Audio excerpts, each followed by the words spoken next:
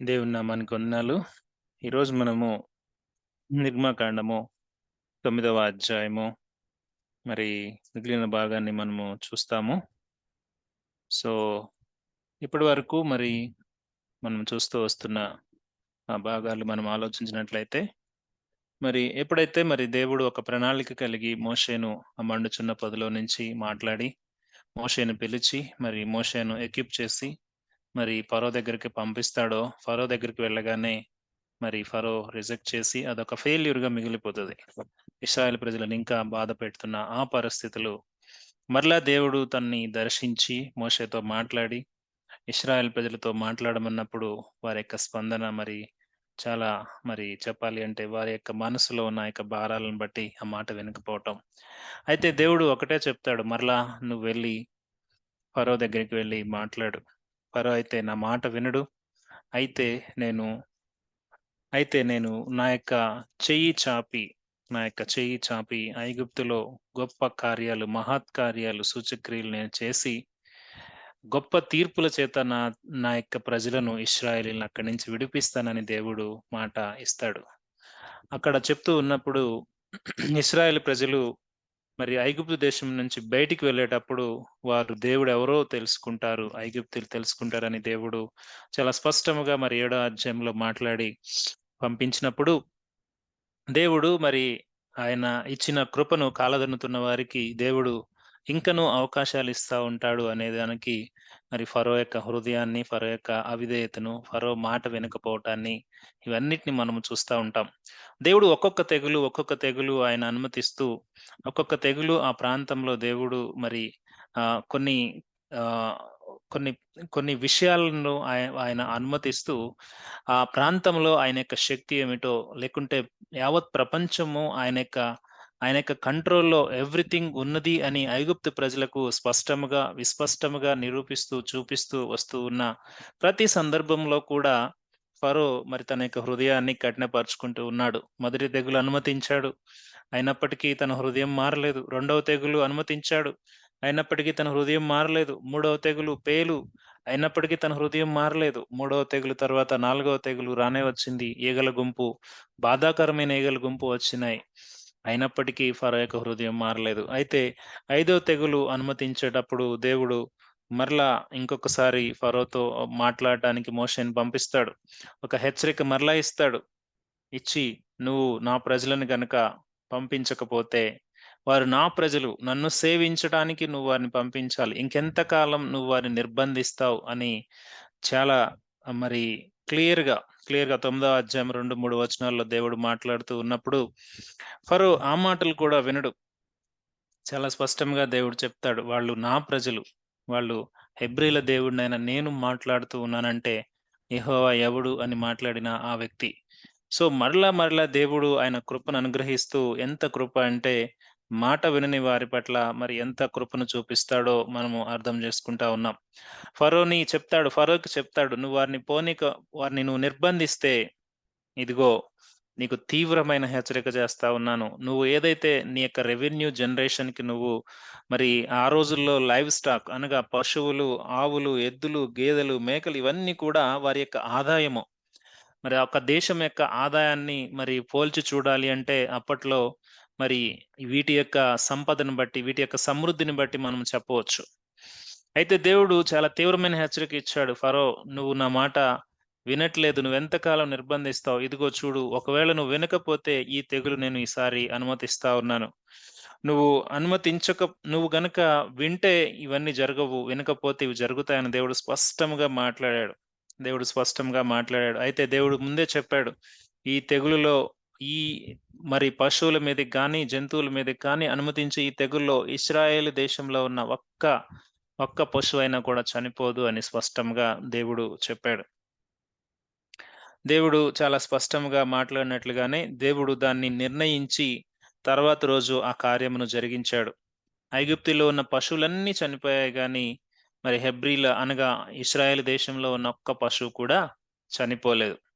So, ఈ విషయం ఫరో మరి లెక్క తన యొక్క ఆహ్, తన యొక్క గవర్నెన్స్ కమిటీ తన యొక్క ప్రభుత్వంలో ఉన్న అధికారులకు వాకప్ చేయమని కూడా అడుగుతాడు. అక్కడేం జరుగుతాయి? అక్కడ నిజంగా చావలేదా? ఇశ్రాయేల్ పశువుల్లో ఒక్కటి కూడా చావలేదా? అని మరి చాలా క్లియర్‌గా తను ఇన్ఫర్మేషన్ తెచ్చుకుని, తర్వాత కూడా తన హృదయము కఠినమైపోయిందని చూస్తా ఉన్నాం. దేవుడు ఒక తెగులు తర్వాత ఒక తెగులు అనుమతించినా తన హృదయం మారుతుందేమో, తన హృదయము మరి దేవుని వైపు లేకుంటే ఇశ్రాయేలు ప్రజలను విడిపించడానికి తను ఇష్టపడతాడేమో అని దేవుడు ఎదురు చూస్తా వస్తా ఉన్నాడు. కానీ ఫరో తన హృదయాన్ని కఠినపరుచుకుంటూ ఉన్నాడు.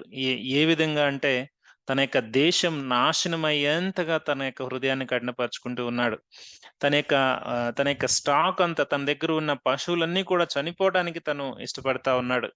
ఎందుకంటే మరి ఆ రోజుల్లో మరి యుద్ధాలు చేయటానికి గుర్రాలు ఎంత అవసరమో మనకు తెలుసు. అవన్నీ కూడా చనిపోయిన పరిస్థితి. ఎక్కడ చూసినా నష్టం, ఎక్కడ చూసినా తనకి ఆందోళన, భయం వీటన్నిటికి మించి కూడా తను మరి ఇశ్రాయేల్ ప్రజలను తన నిర్బంధంలోనే ఉంచుకోవాలని చూస్తా ఉన్నాడు. ఇశ్రాయేల్ ప్రజలను తన దగ్గరే ఉంచుకోవాలని ఆశపడతా ఉన్నాడు. నిజంగా ఇశ్రాయేల్ ప్రజలు ఫరోకి సంబంధించిన వారా అంటే కాదు. ఫరో ఏమన్నా యుద్ధం చేసి వారిని తీసుకొని వచ్చాడా ఆ దేశంలోనికి? కాదు. వారే వచ్చారు. స్వతహాగా వారే వచ్చారు. వారిని దాసులుగా పెట్టుకొని వారిని ఇంకను వదిలిపెట్టకుండా ఉండటానికి ఫరో ఆలోచన చేస్తా ఉన్నాడు. సాతాను యొక్క ఆలోచన కూడా ఎప్పుడు అంతే. వాడు వాడేమన్నా మనల్ని ఏ ప్రజలనైనా సృష్టించాడా అంటే కాదు. వాడి యొక్క ఆలోచన ఒక్కటే. వాడి యొక్క నిర్బంధంలో ప్రజలను పెట్టుకోవాలి. దేవుని దగ్గరికి ఎళ్ళనీయకుండా వారిని ఆపాలి అనేది ఎప్పుడూ సాతాను వేసే ప్రణాళిక. కానీ దేవుని ప్రణాళిక ఎప్పుడు కూడా ఆ బంధకాల్లో నుంచి మరి ప్రజలను విడిపించాలి. ఆ బంధకాల్లో నుంచి ప్రజలను మరి దేవుని వైపు నడిపించాలని దేవుడెప్పుడు కూడా ఆశపడతాడు. అయితే ఈరోజు 6వ తెగులు గురించి మనము చూడబోతా ఉన్నాం. 6వ తెగులు గురించి మనము చూడబోతా ఉన్నాం. ఒకసారి స్క్రీన్ చూసినట్లయితే ఇక్కడ ఒక్కొక్క తెగులు దేవుడు అనుమతిస్తా ఉన్నది మనము చూస్తా ఉన్నాం. మొదటి తెగులు వాటర్‌ని దేవుడు మరి రక్తంగా మార్చిన మొదటి తెగులు. ఈ తెగులు సమయంలో కూడా ఫరో హృదయం మారలేదు. తర్వాత రెండవ తెగులు కప్పలను అనుమతించాడు.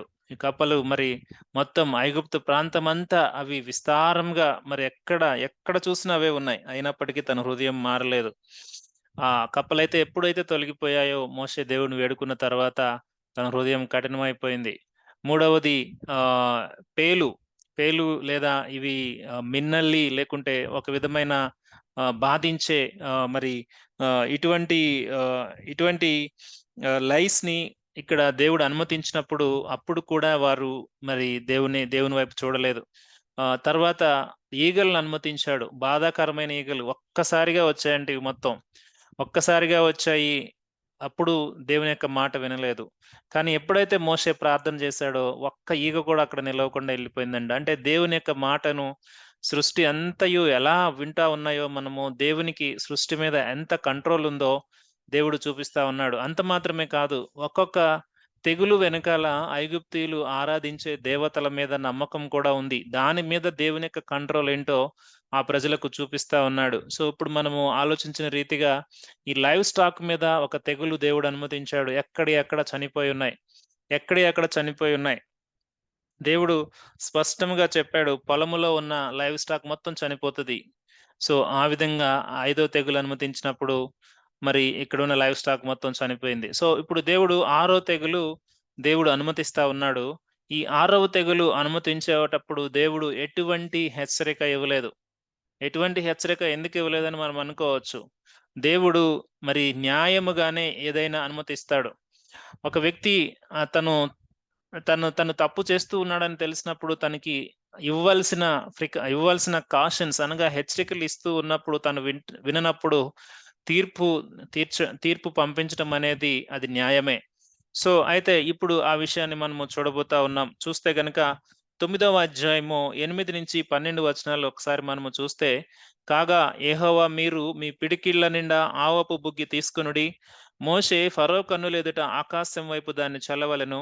అప్పుడు అది ఐగుప్తు దేశమంతటా సన్నపు ధూళి అయి ఐగుప్తు దేశమంతటా మనుషుల మీదను, జంతువుల మీదను పొక్కు దద్దురులగునని మోషే అహరోనులతో చెప్పెను. కాబట్టి వారు ఆవపు బుగ్గి తీసుకొని వచ్చి ఫరో ఎదుట నిలిచిరి. మోషే ఆకాశం వైపు దాన్ని చల్లగానే అది మనుషులకును, జంతువులకును పొక్కులు పొక్కు దద్దురులాయెను. ఆ దద్దురుల వలన శకునగాండ్రు మోషే ఎదుట నిలవలేకపోయిరి. ఆ దద్దురులు శకునగాండ్రకును ఐగుప్తీయులందరికిని పుట్టెను. అయినను యెహోవా మోషేతో చెప్పినట్టు యెహోవా ఫరో హృదయమును కఠినపరచెను. అతడు వారి మాట వినకపోయెను. ఇంత డామేజెస్ 5 తెగుళ్ళ ద్వారా తన దేశంలో డామేజ్ జరుగుతా ఉంది.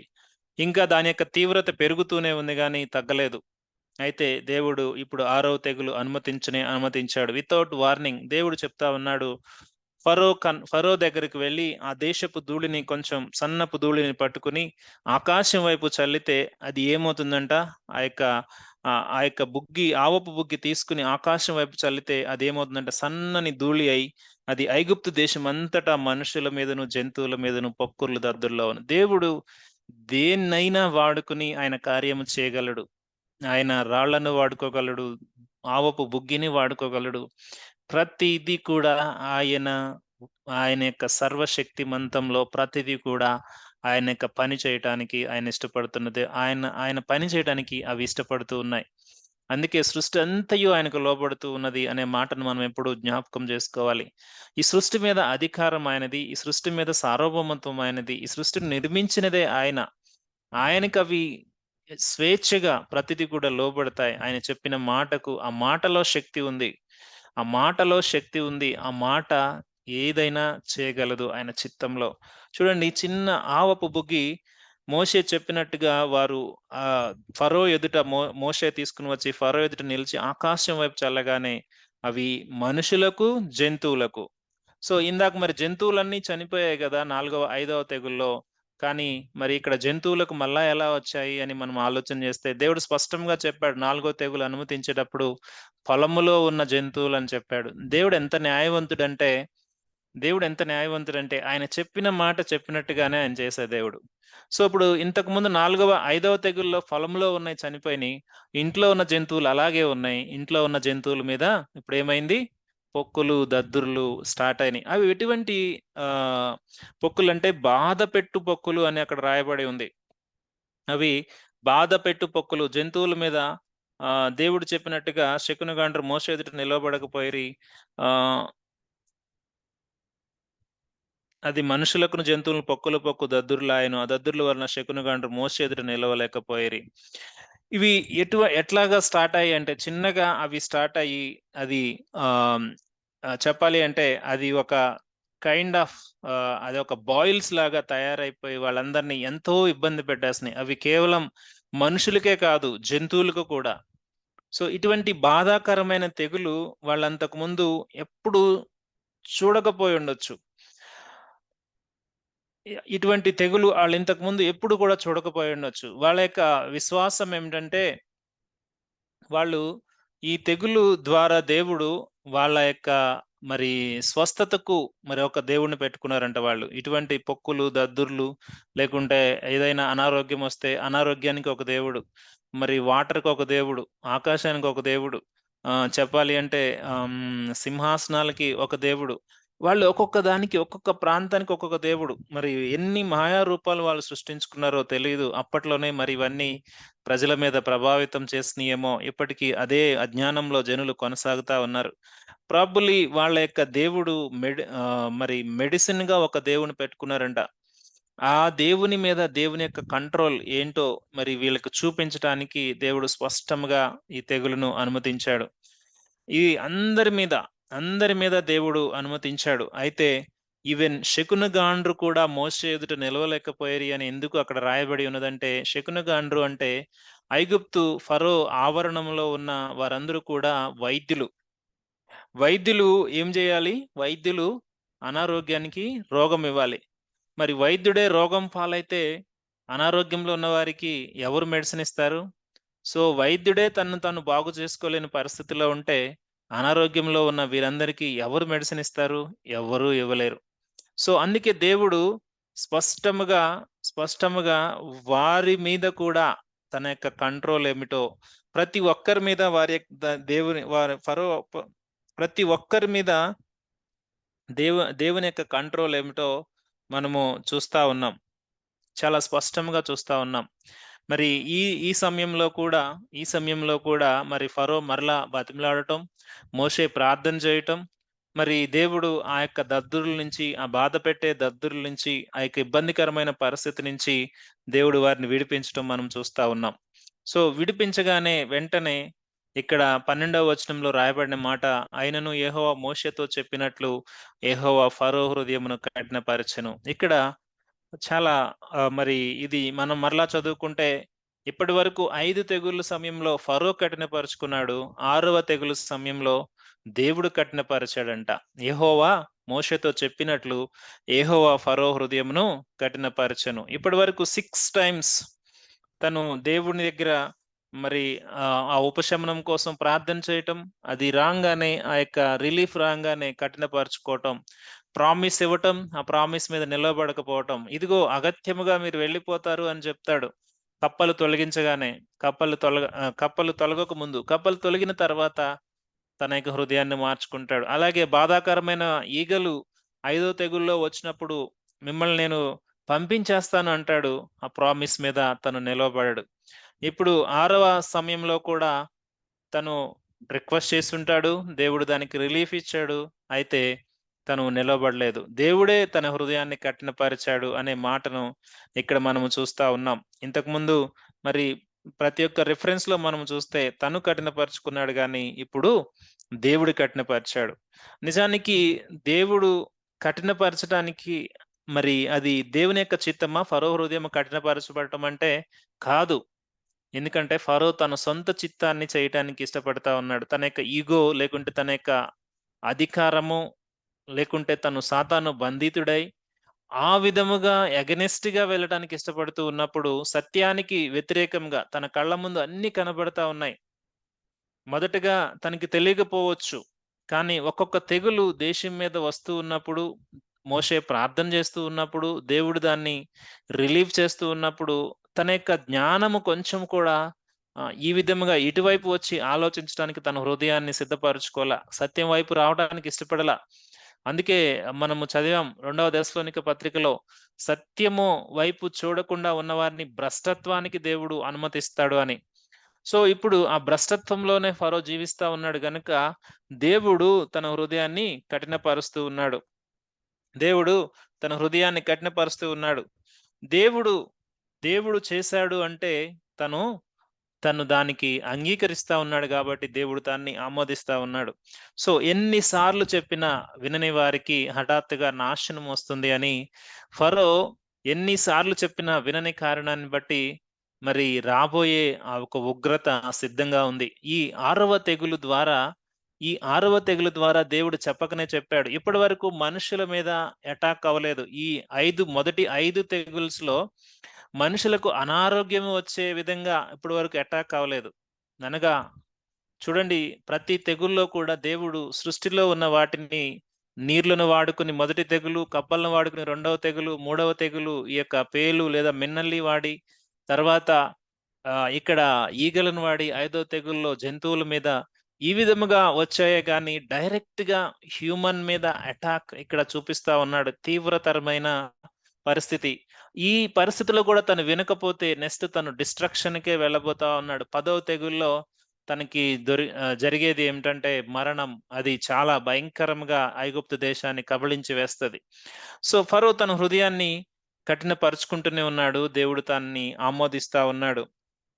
సో, దేవుడు ముందే చెప్తాడు గదా! ఫరో తన హృదయాన్ని కఠినపరుచుకుంటాడు. తన యొక్క నేను చెప్పినట్టుగా తను వినడు అని దేవుడు స్పష్టంగా ముందే జెప్తాడు. ఎందుకంటే ఆయనకి మరి మొత్తము ఆయన తెలిసిన దేవుడుగా ఆయన ఉన్నాడు.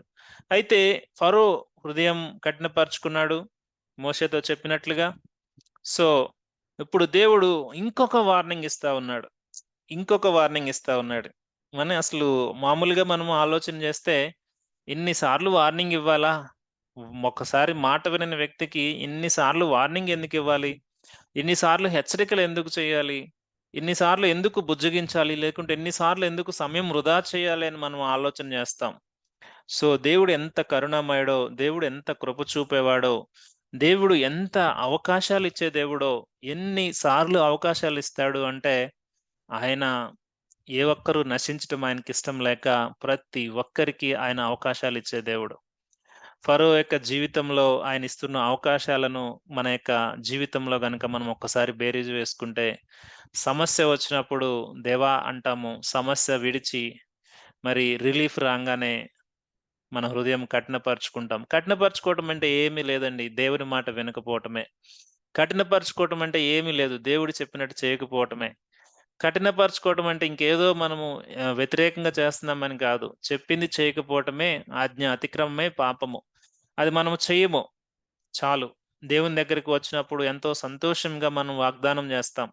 దేవా! నీ సేవ చేస్తాను. నీ సాక్షిగా ఉంటాను. నీ కొరకు సేవ చేసే వాళ్ళ కోసం నేను ప్రార్థన చేస్తాను అనే కమిట్మెంట్స్ కూడా మనం చాలా తీసుకుంటాం. కానీ రోజులు గడుస్తున్న కొద్దిగా మన హృదయాలు కఠినపరుచుకుంటాం. అది చాలు. దేవుడు అవకాశాల మీద అవకాశాలు ప్రతి ఒక్కరికి మనకిస్తా ఉంటాడు. ఎందుకంటే మనము ఫలించాలి అని. ఫలించటం అనేది అది దేవుని బిడ్డ యొక్క లక్షణం. అది ఫలించకుండా అలాగే ఉండింది అంటే, ఆ బిడ్డ జీవితంలో సాతాను కార్యమన్నా జరుగుతా ఉంది. లేదా తన సొంత చిత్తమన్నా జరుగుతా ఉంది. దేవుని బిడ్డ ఎప్పుడు కూడా దేవుని యొక్క ఆత్మ అతనిలో పనిచేసినప్పుడు ఫలింపు ఉంటుందక్కడ. ఆ ఫలింపు లేదు అంటే మనలో లైన్ డీవియేషన్ అయ్యాము. మన సొంత కార్యాలేవో అడ్డొచ్చేసాయి. లేదా సాతాను వైపు వెళ్ళిపోతా ఉన్నాం మేము. ఈ 2 మనం చెక్ చేసుకోవాలి. దేవుడు ఎంత అవకాశం ఇస్తున్నాడో ఒకసారి నేను చదివి వినిపిస్తాను. మరలా ఈ 6వ తెగులు అనగా ఏడవ తెగులు అనుమతించక ముందు దేవుడు మరలా వార్నింగ్ ఇస్తా ఉన్నాడు. మరలా హెచ్చరిస్తా ఉన్నాడు. మనము 13-17 వచనాల వరకు ఒక్కసారి మనం చదువుకొని దేవుడు ఎంత కృపనిస్తా ఉన్నాడో ఒక్కసారి అర్థం చేసుకుందాం. తర్వాత యెహోవా మోషేతో ఇట్లా నేను హెబ్రీల దేవుడైన యెహోవా ఇలాగు సెలవిచ్చుచున్నాడు. నీవు తెల్లవారగానే లేచిపోయి ఫరో ఎదుట నిలిచి నన్ను సేవించుటకు నా జనులను పోనిమ్ము. ఫరో ఎదుట నిలిచి నన్ను సేవించుటకు నా జనులను పోనిమ్ము. ప్రతిసారి దేవుడు చెప్తున్న మాట, నా జనులు నన్ను సేవించుటకు పోనిమ్ము. ఫరో ప్రతిసారి let my people go, let my people go. ఆయన 5వ అధ్యాయం మోషే గారు ఫరో దగ్గరికి మొదటిసారి వెళ్లి మాట్లాడిన తరుణం నుంచి ప్రతి సమయంలో, ప్రతి సమయంలో తను గుర్తు చేస్తూనే ఉన్నాడు. వీరు నా ప్రజలు, వీరు నా సొత్తు. వీరు నీకు బందీలుగా ఉండటానికి వీల్లేదు. Let my people go. వారు నన్ను సేవించడానికి నేను సృష్టించుకున్న ప్రజలే గాని నీ దగ్గర బందీలుగా వారు ఉండటానికి ఇంకా వీల్లేదు. ఇప్పటివరకు నీకు సమయం ఇచ్చాను. లేదా ఇప్పటివరకు వేరే వారికి నేను సమయం ఇచ్చాను గనుక వారి దగ్గర ఉన్నారు. కానీ ఇక నుంచి వారి దగ్గర నీ దగ్గర ఉండటానికి వీల్లేదు. ఇంత సత్యమైన హెచ్చరికలు, ఇంత వాస్తవిక దృక్పథంతో ఆలోచిస్తే తన హృదయము అర్థమైపోవాలి. కానీ దేవుని యొక్క మాటను తను బేఖాతారు చేశాడు. పక్కన పెట్టాడు. దేవుడు మరలా చెప్తున్న మాట, నువ్వు తెల్లవారుగానే ప్రతి సమయంలో దేవుడు హెచ్చరిస్తా ఉన్నప్పుడు మనం చూస్తే ఎప్పుడు కూడా మోషే వెళ్ళిన సందర్భం మార్నింగే ప్లెజెంట్ టైమ్‌లో వెళ్ళు. మేబీ తను తర్వాత రాజ్యం యొక్క వ్యాపకాలతో బిజీగా ఉంటాడేమో. నువ్వు తెల్లవారుగానే వెళ్ళిపో మోషే అంటే, మోషే తెల్లవారుగానే వెళ్ళాడు. అక్కడ చెప్తూ ఉన్న మాట చూడండి. నన్ను సేవించుటకు నా జనులను పోనిమ్ము. 14వ వచనంలో దేవుడు చెప్తా ఉన్నాడు. 14వ వచనంలో దేవుడు చెప్తా ఉన్నాడు. సమస్త భూమిలో నా వంటి వారెవరునూ లేరని నువ్వు తెలుసుకొనవలెనని ఈసారి నేను నా తెగుళ్ళన్నీయు నీ హృదయము నొచ్చునంతగా నీ సేవకుల మీదకి, నీ ప్రజల మీదకిని పంపెదను. దేవుడు ఎంతగా మరి ఆయన ఆ మాట వినని ప్రజలతో ఆయన డీల్ చేస్తాడంటే, ఇప్పటి వరకు వచ్చిన 6 తెగుళ్ళు ఒక ఎత్తు ఫరో. ఇప్పటి వరకు చాలా నష్టాన్ని నువ్వు భరించావు. ఇక వచ్చే తెగులు ఎలా ఉంటుందంటే, నీ హృదయము నొచ్చునంతగా ఉంటుంది. అది నువ్వు తట్టుకోలేవు. ఆ తెగుళ్ళు నువ్వు చూస్తా ఉంటే ఒక్కొక్కటి నువ్వు తట్టుకోలేవు. అవి చాలా బాధాకరమైనవి. అవి ఇంకా వినాశనాన్ని తెస్తాయి. నీ రాజ్యాన్ని ఇంకా సర్వనాశనం చేస్తాయి. నీకు ఏ విధమైన ఆహ్, ఏ విధమైన ఇది ఆహ్, సమృద్ధి అనే పరిస్థితి లేదు. ఏ విధమైన మంచి అనేది నీకు కనబడదు. ఏ విధమైన దాన్ని నీ యొక్క నార్మాల్సీ లేదు అక్కడ. మొత్తం పోతుంది. సాధారణ పరిస్థితులేవి నీ రాజ్యంలో ఉండవు. దేవుడు స్పష్టంగా చెప్తా ఉన్నాడు.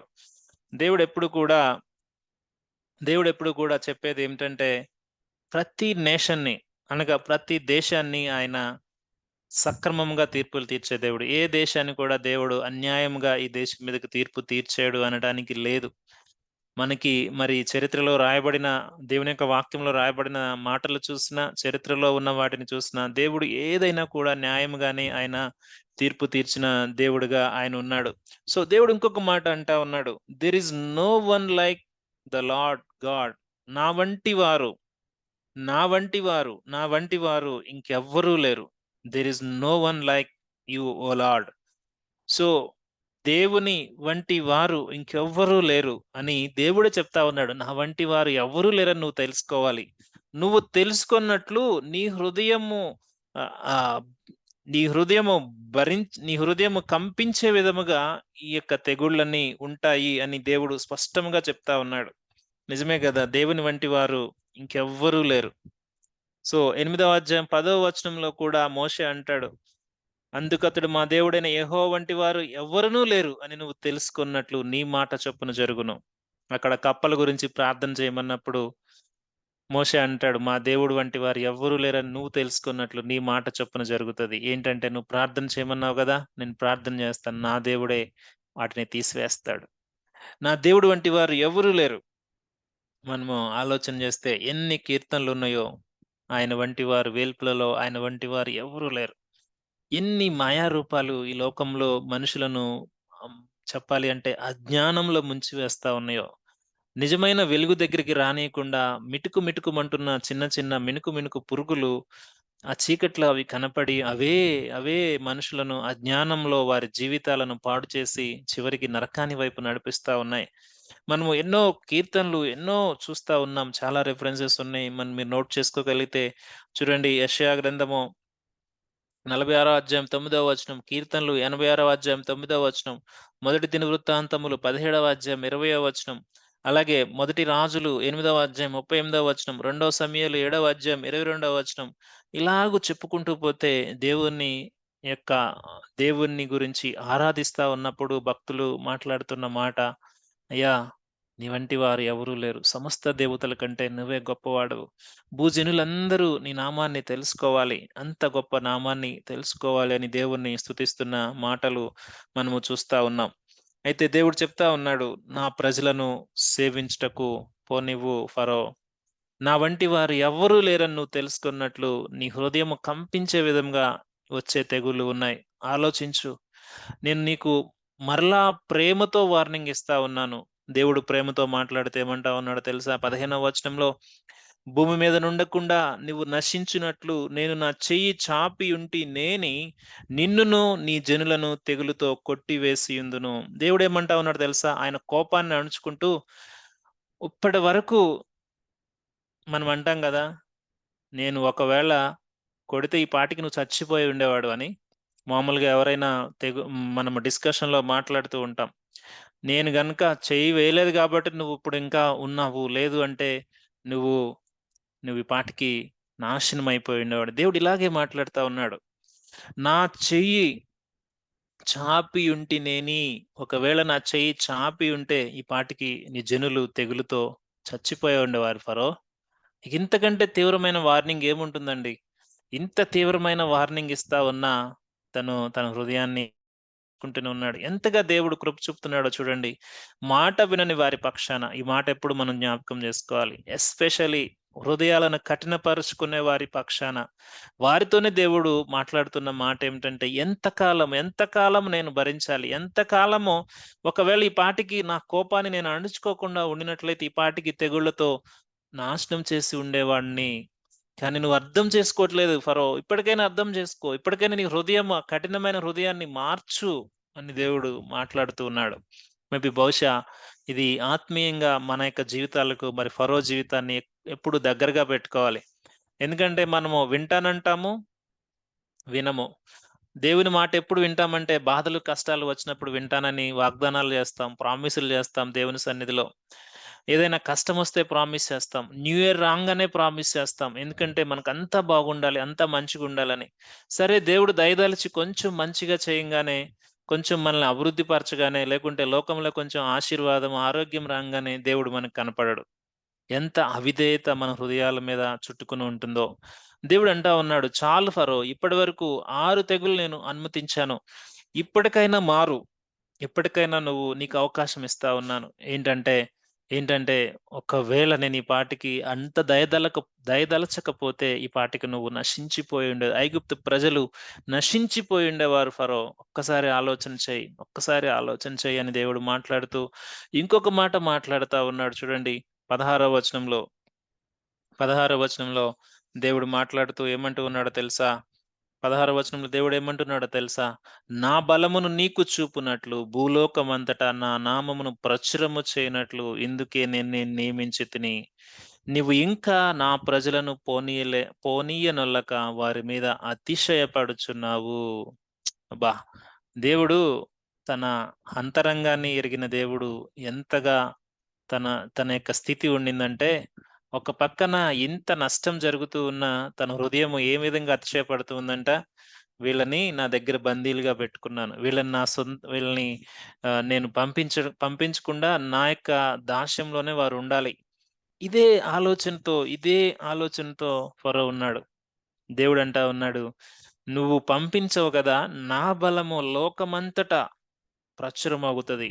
బికాజ్ ఆఫ్ యూ నీ యొక్క హృదయము కఠినపరుచుకుంటున్న కారణాన్ని బట్టి, నీ మీదకి అనుమతిస్తున్న ఈ యొక్క మహత్కార్యములు, సూచక్రియలు భూప్రపంచమంతా తెలుసుకుంటారు. కొన్ని తరాలుగా ఈ తెగులు గురించి వారు ఆలోచిస్తారు.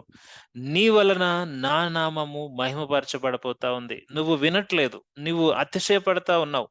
నేను ఒక పక్కన నష్టం అనుమతిస్తా ఉన్నాను. తెగులు తెస్తా ఉన్నాను. అయినప్పటికీ నీ హృదయం కఠినమవుతుంది.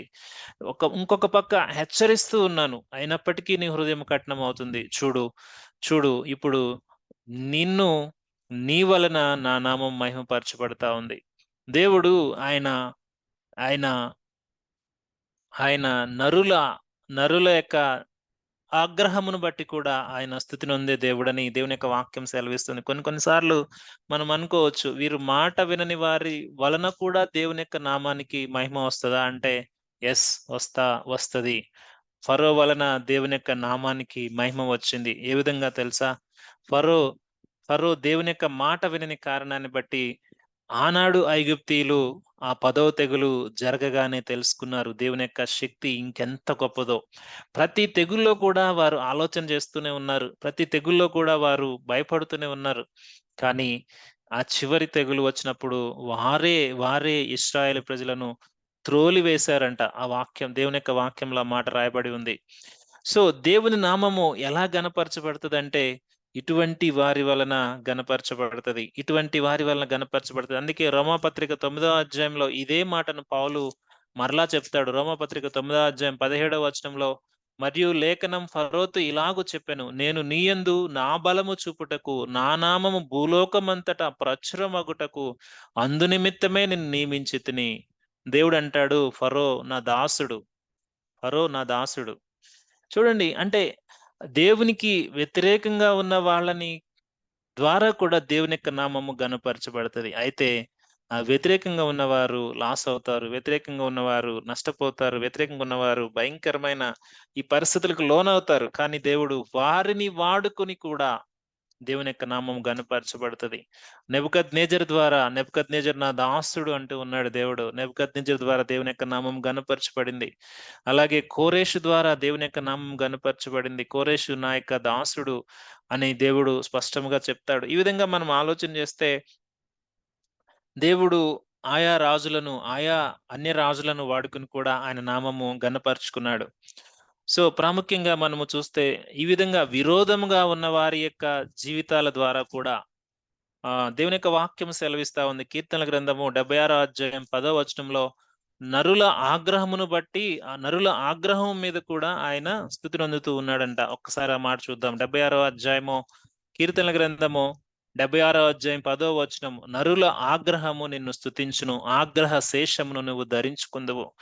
మనుషుల యొక్క కోపము, మనుషుల యొక్క మాట వినని స్వభావం కూడా దేవునికి స్తుతి వస్తుందండి. అంటే దేవుని నామము ఘనపరచబడుతుంది. ఇటువంటి మాట వినని వారి వలన కూడా దేవుని యొక్క నామము ఘనపరచబడతది. అలాగే మనము యూదా పత్రిక 1వ అధ్యాయము 4వ వచనంలో చూస్తే అటువంటి వారిని దేవుడు ఏం చేస్తాడంట, ఒకసారి చూద్దాం. ఏలయనగా కొందరు రహస్యముగా చొరబడుచున్నారు. వారు భక్తిహీనులై మన దేవుని కృపను కామాతురత్వమునకును దుర్వినియోగపరచుచు మన అద్వితీయ నాథుడగు ప్రభువైన యేసుక్రీస్తును విసర్జించుచున్నారు. ఈ తీర్పు పొందుటకు వారు పూర్వమందే సూచింపబడిన వారు. వీళ్ళు ఎలా ఉంటారంట, దేవుని యొక్క కృపను కాలదన్నుతూ ఉన్నారు. దేవుణ్ణి విసర్జిస్తా ఉన్నారు. సో ఇటువంటి వారిని దేవుడు ఏమంటూ ఉన్నాడంటే, ఫరో ద్వారా భూలోకమంతటా నా నామము ప్రచురమవుతుంది. అందుకే నేను నిన్ను నియమించాను ఫరో. నువ్వు నా దాసుడివని దేవుడు స్పష్టంగా చెప్తూ ఉన్నాడు. ఇవన్నీ కూడా ఇంత తీవ్రమైన హెచ్చరిక ఇచ్చిన తర్వాత కూడా ఫరో తన యొక్క హృదయము కఠినపరుచుకుంటూ ఉన్నాడు. చూడండి, 18 నుంచి మనము 21 వచనం వరకు చదువుకుని మరి ఈరోజు భాగాన్ని మనం ముగించుకుందాం. ఇదిగో రేపు ఈ వేళకు నేను మిక్కిలి బాధాకరమైన వడగండ్లను కురిపించెదను.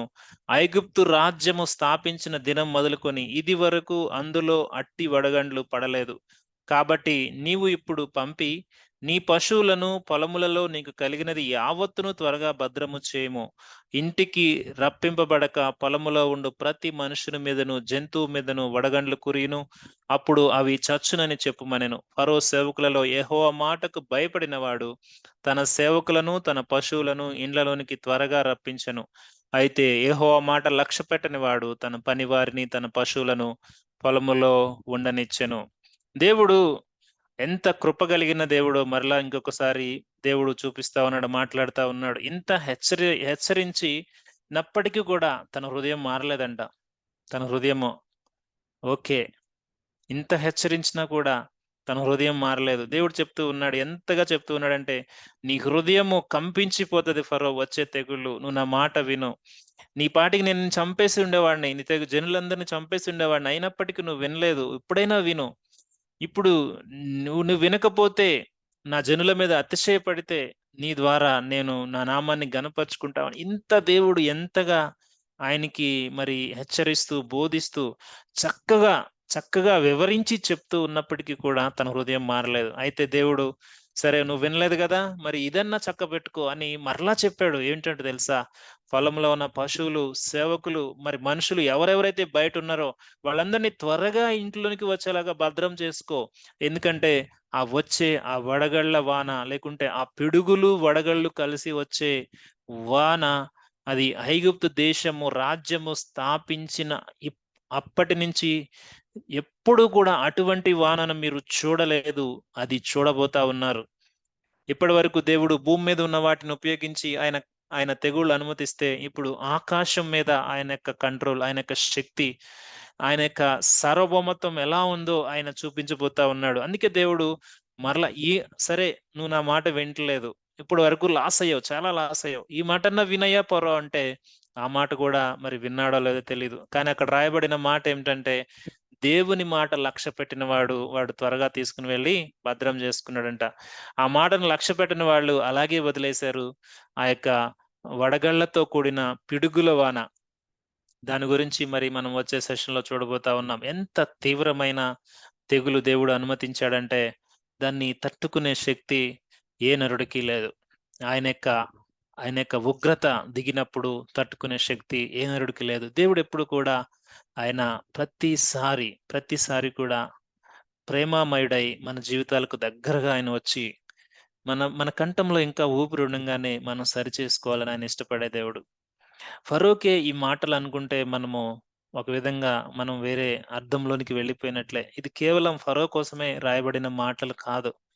ఈ వాక్యం చదువుతూ ఉన్నప్పుడు మన యొక్క హృదయాలు మరి కనపడుతూ ఉంటాయి దేవునికి. ఎంత దేవుని యొక్క మాటకు మనము విధేయత చూపిస్తూ ఉన్నామో, ఎంత అవిధేయులమై త్రోవ తప్పి పక్కకు వెళ్ళిపోతా ఉన్నామో. దేవుడు మరొకసారి ఆయన మాట్లాడుతూ ఉన్నాడు. 6 తెగుళ్ళు అనుమతించాను ఫరో. ఇంత నాశనమైపోయింది ఫరో నీ దేశము. ఒక్కసారి ఆలోచించు. ఒకవేళ నా చెయ్యి చాచి నేను గనక అనుమతిస్తే ఈ పాటికి నువ్వు నశించి ఉండేవాడివి. నీకు నేను అవకాశం ఇస్తున్నాను. ఒక్కసారి ఆలోచించు. ఎందుకు నువ్వు అతిశయపడతా ఉన్నావు? ఎందుకు నువ్వు నా జనులను నీకు బందీలుగా పెట్టుకొని అతిశయపడతా ఉన్నావు? ఒక్కసారి ఆలోచించు అని దేవుడు బతిమిలాడినట్లుగానే చెప్పాడు. ఆ తీవ్రమైన హెచ్చరికలు ఆయన బుజ్జగించి చేశాడు. అయినప్పటికీ తన హృదయం మారలేదు. తను కఠినపరుచుకుంటూనే ఉన్నాడు. దేవుడు దాన్ని అనుమతిస్తూనే ఉన్నాడు. చూడండి, దేవుడు తీర్చే తీర్పులు ఎంత స్పష్టమైనవంటే, అమోరీల అక్రమం ఇంకా సంపూర్ణం అవ్వలేదని కొన్ని వందల సంవత్సరాలు ఆయన తన ప్రజలను దాస్యానికి అప్పగించడానికి ఇష్టపడ్డాడు. ఆ కనాను దేశాన్ని స్వతంత్రించుకోవటానికి వెళ్ళే ముందు కొన్ని వందల సంవత్సరాలు వీరు ఐగుప్తులో దాస్యం ఉండవలసి వచ్చింది. ఎందుకో తెలుసా? అవతల జనాంగమును ఆయన తుడిచిపెట్టక ముందు వారికి అవకాశం ఇచ్చాడు. నినివే పట్టణానికి ప్రవక్తలను పంపించాడు. అవకాశం ఇచ్చాడు. ఆ రాజు మారు మనసుతో, ప్రజలందరూ మారు మనసుతో ప్రార్థన చేసినప్పుడు ఆ దేశాన్ని రక్షించాడు. అలాగే అనేక దేశాలకు, ప్రతి దేశానికి మేబీ కొన్ని విషయాలు బైబిల్‌లో రాయబడలేదేమో గానీ, ప్రతి ప్రాంతానికి, సొదొమ, గొమొర్రా ప్రాంతానికి ఆయన ఆ యొక్క ఉగ్రతను రాకముందు అవకాశాలిచ్చాడు. మారలేదు. దేవుడెప్పుడు కూడా అవకాశాలిచ్చే దేవుడు. ఈ మాటను మన హృదయాల్లో నాటనిద్దాం. అవకాశాలను అది ఒక అది ఒక సులువుగా, లేకుంటే అది ఒక గ్రాంటెడ్‌గా, పర్వాలేదులే అనే నెగ్లెక్టెడ్ ధోరణితో వెళ్ళే వారిని మాత్రం దేవుడు ఆయన విడిచిపెట్టడు. ఆ అంతముగా వచ్చే తీర్పు అది భయంకరమైనది. ఆ తీర్పుకు ఎవ్వరము తాళలేం. ఏ ఒక్క నరుడు కూడా, ఏ ఒక్క నరుడు కూడా ఆ తీర్పుకు తాళలేడు. దేవుడు కృపను ఆయన ఎంత హెచ్చుగా ఉంచుతూ ఉన్నాడంటే, మన ప్రాణం ఇంకా ఉంచి ఈ మాటలు మనకి వినిపిస్తా ఉన్నాడు. అంత కృప కలిగిన దేవుని యొక్క సన్నిధిలో ఆయన మాటలు వింటూ ఉన్నాం మనం. మనము మన యొక్క హృదయ ధోరణి ఎలా ఉందో ఒకసారి పరిశీలన చేసుకుందాం. పరిశీలన చేసుకొని ప్రభువుకు మనల్ని మనం సమర్పించుకుందాం.